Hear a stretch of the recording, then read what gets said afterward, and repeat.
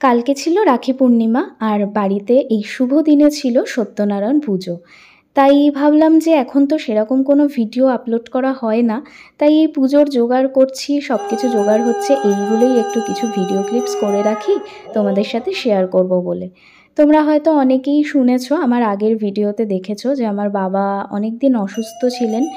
এখনও পুরোপুরি যে সুস্থ হয়েছে তা নয়, তবে এখন কিছুটা সুস্থ আছে, সেই কারণেই আরও পুজোটা দেওয়া হলো।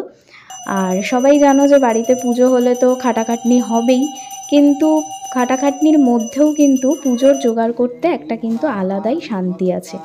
আর আমার এই ভাইকে তোমরা হয়তো অনেকে দেখেছো আমার গানের ভিডিওতে, ও কিন্তু সত্যিই পুজোটা খুব ভালো করে। আর আমার তো দিনটা এভাবেই গেল।